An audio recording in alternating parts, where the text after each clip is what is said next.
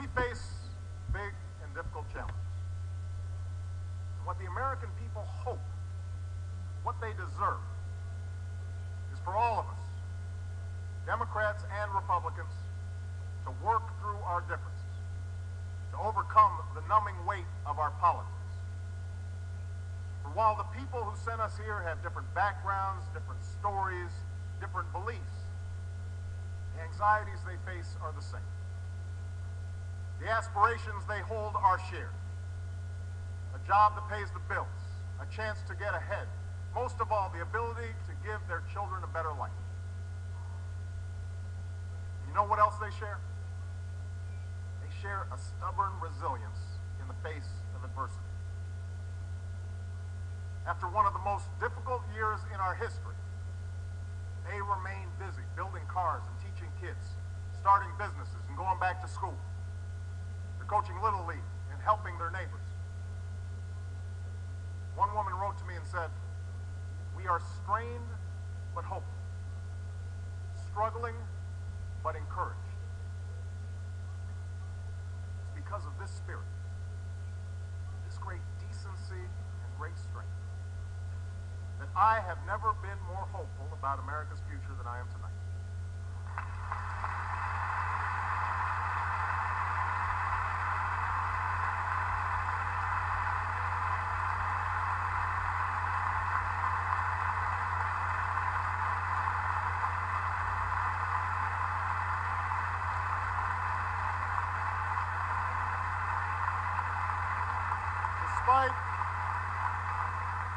Despite our hardships, our union is strong. We do not give up. We do not quit. We do not allow fear or division to break our spirit. In this new decade, it's time the American people get a government that matches their decency, that embodies their strength.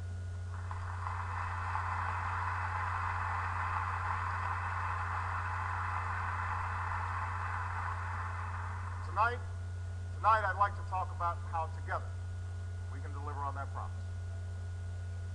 It begins with our economy. Our most urgent task upon taking office was to shore up the same banks that helped cause this crisis. It was not easy to do. And if there's one thing that has unified Democrats and Republicans and everybody in between, it's that we all hated the bank bailout. I hated it.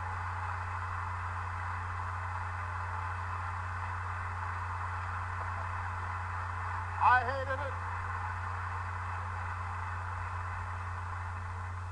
I hated it. You hated it. It was about as popular as a root canal. But when I ran for president, I promised I wouldn't just do what was popular. I would do what was necessary. We had allowed the meltdown of the financial system, unemployment might be double what it is today. More businesses would certainly have closed. More homes would have surely been lost. So I supported the last administration's efforts to create the Financial Rescue Program. And when we took that program over, we made it more transparent and more accountable. And as a result, the markets are now stabilized, and we've recovered most of the money we spent on the banks.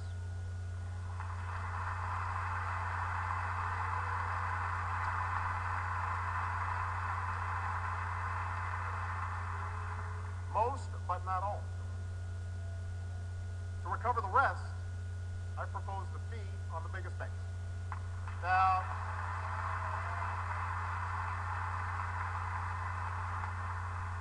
I know Wall Street isn't keen on this idea, but if these firms can afford to hand out big bonuses again, they can afford a modest fee to pay back the taxpayers who rescued them in their time of need.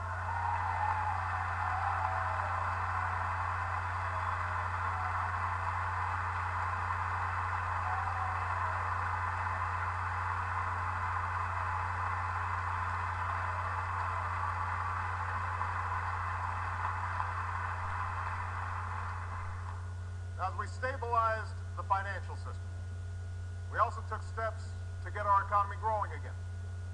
save as many jobs as possible, and help Americans who become unemployed. That's why we extended or increased unemployment benefits for more than 18 million Americans, made health insurance 65% cheaper for families who get their coverage through COBRA, and passed 25 different tax cuts. Now let me repeat, we cut taxes. We cut taxes for 95% of working families. We cut taxes for small businesses. We cut taxes for first-time home buyers. We cut taxes for parents trying to care for their children.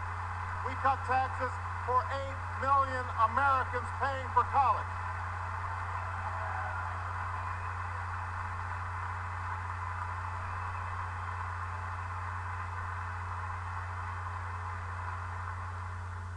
I thought I'd get some applause on that one.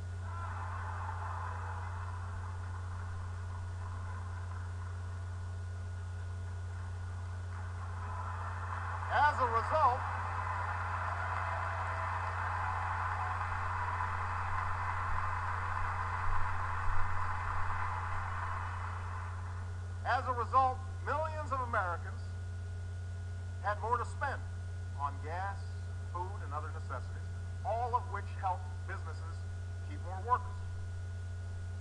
And we haven't raised income taxes by a single dime on a single person. Not a single dime.